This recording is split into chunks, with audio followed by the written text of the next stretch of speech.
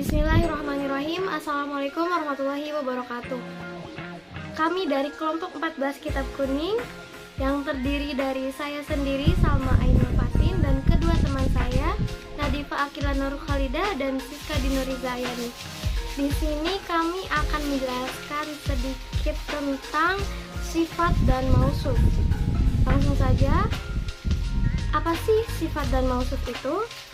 Sifat dan mausuf atau sifat dan yang disifati apabila ada dua rangkaian isim atau lebih yang semuanya dalam keadaan nakiroh atau bertanwin, atau juga semuanya dalam keadaan makrifat atau terdapat alif lam, maka huruf yang depan atau yang pertama disebut dengan mausuf atau yang disifatinya, dan kata setelahnya atau kata yang kedua dan ketiga dan seterusnya itu disebut dengan sifatnya. Contoh dalam lafadznya yaitu baitun jadidun, yang artinya sebuah rumah baru. Nah, baitun sendiri menjadi mausufnya atau yang disifatinya, dan jadidun sendiri menjadi sifat dari baitun tersebut.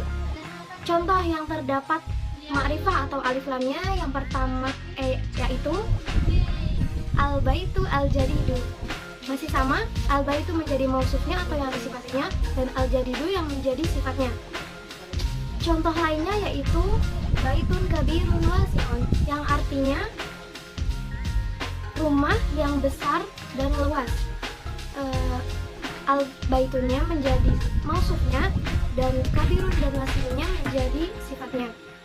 Contoh yang terdapat ma'rifat dan alif lamnya yaitu al-baitu al-kabiru al-wasi'u, yang artinya sebuah rumah yang besar dan luas.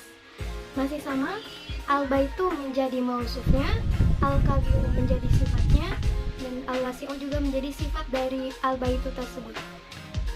Mungkin dilanjut dengan materi selanjutnya. Terdapat beberapa ketentuan yang perlu diperhatikan dalam menyusun kalimat al-sifat wal mausuf. Ketentuan yang dimaksud ada 11, yaitu yang pertama, apabila yang disifatinya mudzakkar, maka sifatnya juga harus mudzakkar. Apabila yang disifatinya muannas, maka sifatnya juga harus muannas. Apabila yang disifatinya nakirah, maka sifatnya juga harus nakirah. Kemudian, apabila yang disifatinya ma'rifah, maka sifatnya juga harus ma'rifah.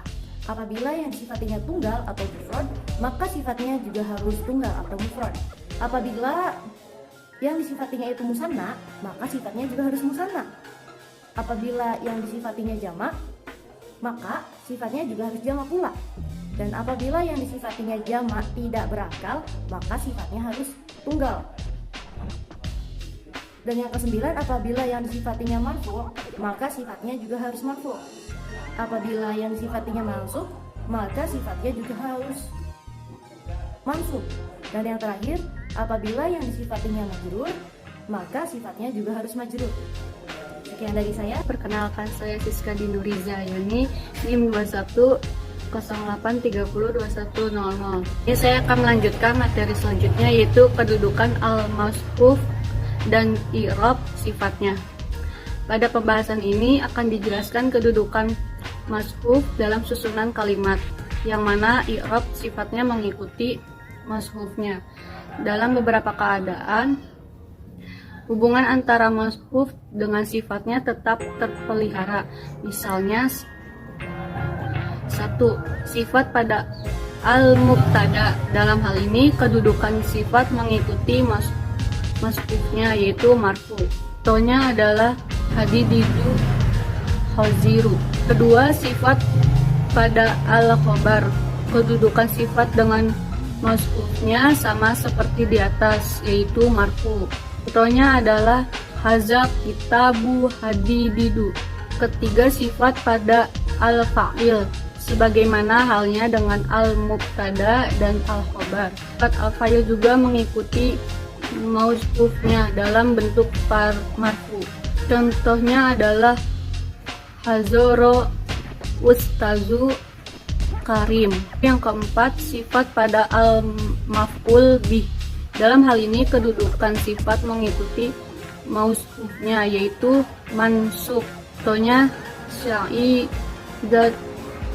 turrojula zo'ifa. Yang kelima, sifat pada isim majrur. Dalam hal ini kedudukan sifat mengikuti mausufnya, yaitu majrur. Contohnya nazar su'ilai amalil qawi.